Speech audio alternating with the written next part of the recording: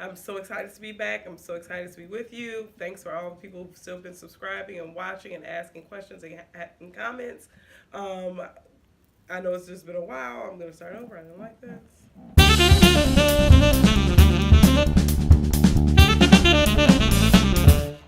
Hello everyone, and thanks so much for tuning into my channel. I know it's been a while. I'm so excited to be back. I'm so excited. I hope you're as excited as I am.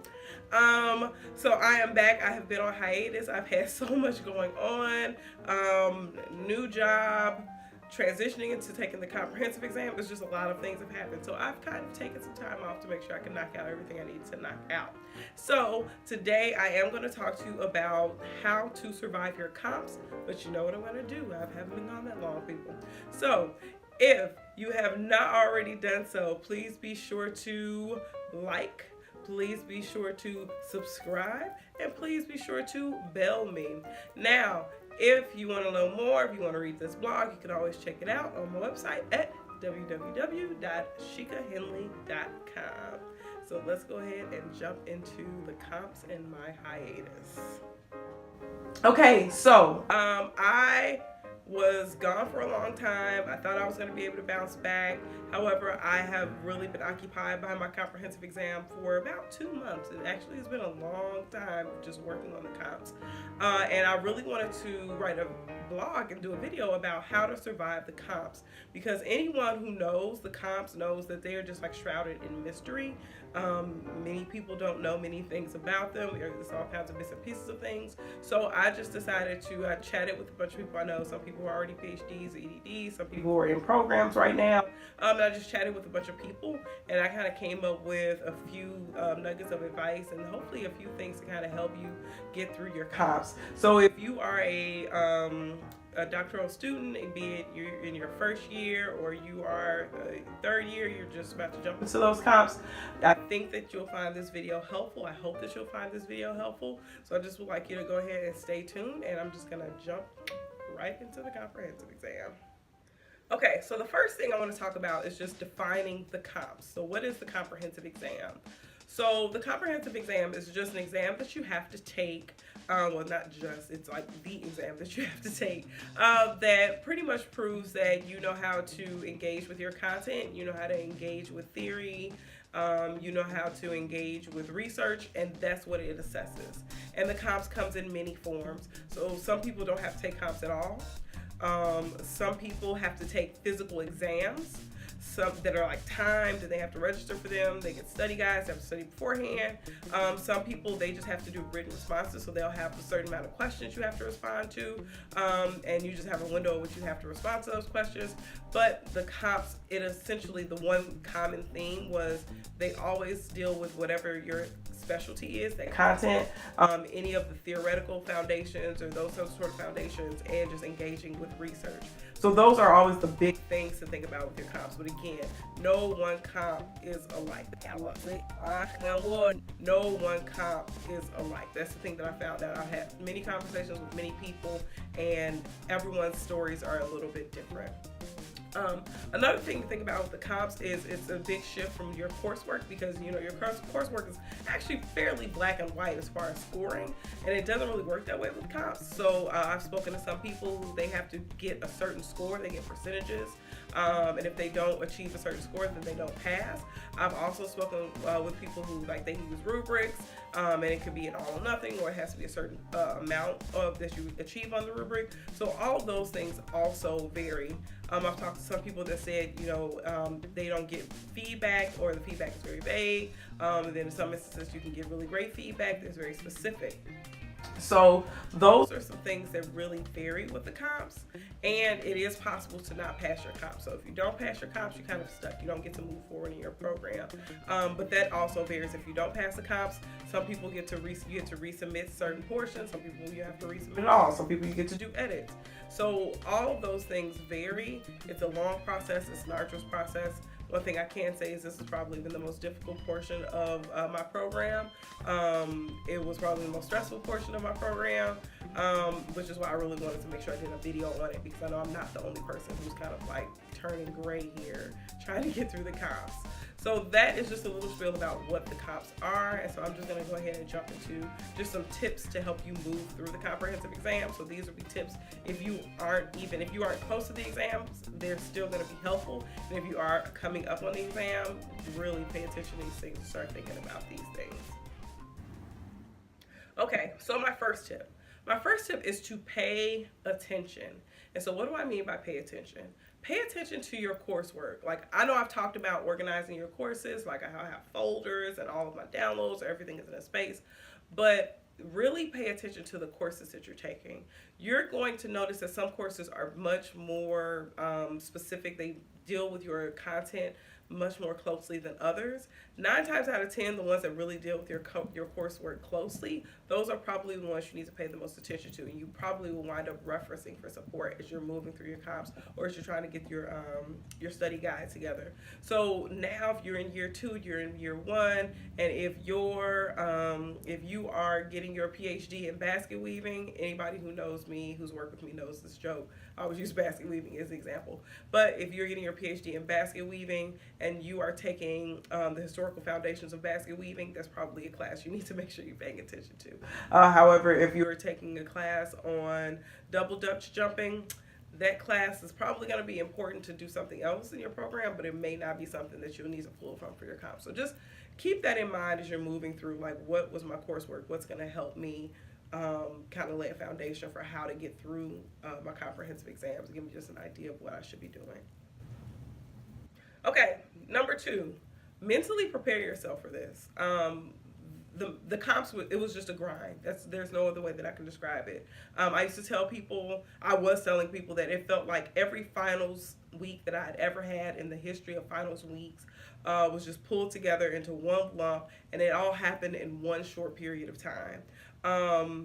It was difficult, and I know I come from a very glass half full perspective, but I do want to be transparent with this one. Like, it is difficult, it is challenging, it is a lot of work, and it's going to require a lot of your time. But also knowing that the comps is also a period of time, and like I've seen a lot of people talk about, like, once the comps are done, it was like I never thought about them again. But just knowing that that period of time is going to be intense. So for me, it was essentially an 8-week period that was just fairly intense for me, and I just couldn't really do very many things, which is why I didn't have any videos or anything like that. But just to be prepared, it's going to be hard, and to kind of get your head in that space knowing that it's really going to be a push to get through the comps, but clearly it's going to be worth it at the end. Okay, tip number 3 is to review the requirements. So if you have access to just the comps, like most schools have a space, you can just kind of go and start pulling information about what the comprehensive exam looks like. Really start looking through all the information. What are dates? When do you have to submit things? When do you have to register? What's your window to submit everything? How should it look like? How should things be submitted? Like, pay close attention to that information, because one of the things that I'm also finding is now it is the time where you kind of transitioning into your own space. Your comps is an exam. You can't get help from your peers. It's not that same feel when you were in a class and you kind of reach out to people. It doesn't have that same space. So you are responsible for you and your success. So it's really critical, it's really important that you are paying attention to all your dates, sending everything in as it should be sent in, asking questions that need to be asked, because it's all on you. And one slip up can really have a huge effect. It can add on all kinds of things. So you just want to make sure you're paying attention to everything that you have to do, because this is really like it's been the most like, this is what it is. It needs to be like XYZ, and if it isn't, then there's something that we just can't accept. So just make sure you are keeping up with the things that you're required to do. Okay, number 4, secure some time and a workspace. So it's going to be critical, because you're going to really have to focus. This was not the same as working on a paper that was due at the end of a class or an assignment. You have to really focus and pull together a lot of information. So you need to, number 1, make sure you secure time. So one of the things that I had to do was I let people know at my job. I was like, you know what, I'm taking my comps. I have this period of time, so I won't really be able to stay late or do anything extra. After this, I'll be fine, but I really need to be able to focus. And if you like live in a house full of people, or you might have to get a hotel room, you might have to, or secure whatever that space is going to be where you're going to be working quietly.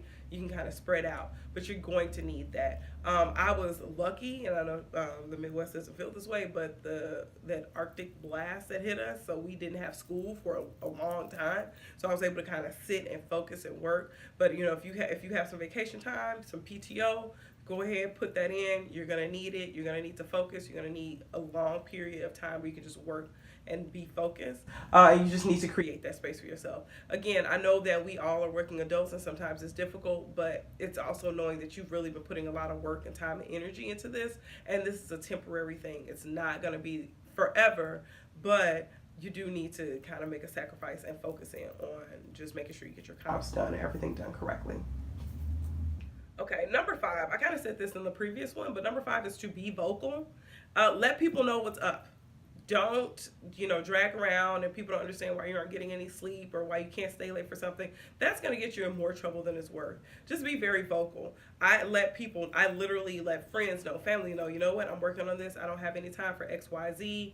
I pulled myself off of social media. I did all kinds of things to kind of clear up space and just let people know where I was. Because you need to be able to work without worrying about other things happening. And sometimes people can offer you support that you didn't realize you needed. Just checking in, you're okay, how's it going? Were you able to get this stuff done? Do you need some support with anything? So just make sure you're vocal about what space you're in and where you are with the program. Number 6, find you a buddy who's been there and done that. So if you do not have a buddy who has a PhD or an EDD or something, you need to have one. Because that person is going to kind of understand where you're coming from, and they may be able to give you a bit more support or advice about just how to go through the process and what to do, and they kind of calm you down. So I have a few buddies who've kind of been there and done that, and so I just reached out to them for advice, or if I was stumped or if I was struggling with something, they can kind of clarify things sometimes. But just make sure you have someone who's going to offer you some support. You will need a physical person. I can't really stress that enough, how much I felt like I needed a person to really help me through this process. Number seven, I'm going to say APA is your friend. Focus in on your APA. If you've not been focusing in on your APA, please make sure you're doing that. If you don't have the book, please make sure you have the book. They have a wonderful blog. Please visit their blog. But this is like that time to make sure everything is tight, everything is together. So those are things that you'll need to know in order to kind of push yourself through. So just make sure if you haven't been doing that, please tighten up on your APA. Okay, number 8, which is a quick one, which I kind of threw in. Number 8 is kind of recognizing this is not a race, okay? You do not get the best grade because you finished first. Doesn't work that way. If you have 3 hours, take your 3 hours. If you have 3 weeks, take your 3 weeks. That's something that I'm really coming to terms with. You know what? I'm using my time, because rushing through something isn't going to put me in the best position. I'd rather take my time and do it right and know that I put my best into it than to say, okay, well, I just want to hurry up and be done. So like that concept, that idea is kind of going out the window. I don't want to hurry up and be done. I want to be done when I'm done. And that's kind of where I am with that. So just don't, if you have your time, use your time. You are not beating anybody else out. You know, scores are released when scores are released. Things are going to happen as they happen. Take your time. Make sure you do everything as you need to do everything. So before I go, I do want to talk about the big what if. So the big what if I don't pass. The what if I don't pass. So I will say this. I did not pass the first one. I know people who passed it the first time around. They were like, pass it. Awesome. Sweet. I did not pass it the first time around. I had to do edits. So one of the things I want to say is know what the next steps are going to be. Like, I knew going in, if I didn't pass that first time, I would have the opportunity to do edits. And so that was something that I kind of kept in the back of my mind. I was like, okay, if I need to do edits, or things that I need to work on, things that I need to revisit, tools that I might need to get. That was something that was always in the back of my mind. But I also read someone posted somewhere in some post somewhere, he or she mentioned that, sometimes you got to look at it as your opportunities. So if you get to retake something 3 times, then you know what? The first time might not be the best time. The second time was a little bit better. The third time will be the winner. So if you don't pass it, look into your school to see what their policies are, but you do get to either resubmit or you get to just retake everything. So, you know, it's not necessarily going to be the end of the world if you don't pass. Like I said, I did not pass my first time around. I had to do edits. However, I officially submitted my paperwork today, and, you know, your girl is going to be a doctoral candidate. So it can, you know, it'll be okay. So if you don't pass, it's going to be like frustrating, but it's okay because you still have these opportunities to go back and, you know, get better and to tweak. All right, everyone. So I'm just going to go ahead and wrap everything up to revisit those tips. If you are coming up on the comps, things to do that will help you get through your comps, please bear with me. I'm looking at my laptop. I don't have my iPad today because I was lazy. So it's here. I'm gonna look down. That's rude. So the first thing, make sure you are paying attention to everything. Paying attention to those dates, knowing when things need to be submitted, making sure you're looking at the appropriate formatting. Those are things that can make or break you. They really can literally make or break you. Like, people are not gonna wiggle anymore. That is over. That is done. Number two, you need to mentally prepare yourself. So prepare yourself for what the grind is gonna be. It's gonna be hard work. Number three, review your requirements. Look to see what it is that you have to do, what the expectations are going to be.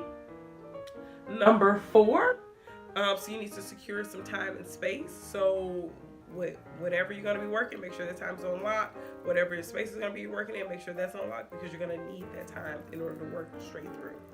Number five, be vocal so people know what exactly that you're doing, so that you don't get in trouble if you don't stay late for something, you can't do something extra.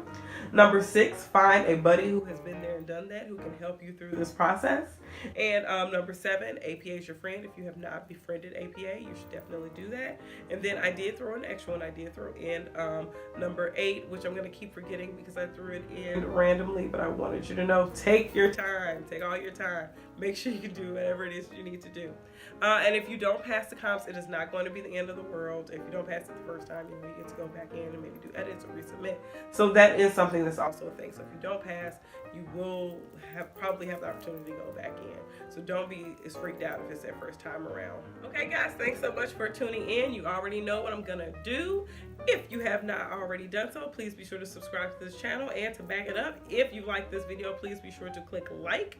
If you haven't done this and you know I still, like, I'm looking, like, I don't know where it is. And I could probably flip the video so I can point to it. But if you haven't done so, please be sure to bell me so you can get updates anytime I release new and wonderful and fantastic content. And if you want to read this blog, you can check that out on my website at www.shikahenley.com. Thanks so much for tuning in. I look so forward to seeing you next week. And enjoy the rest of your week.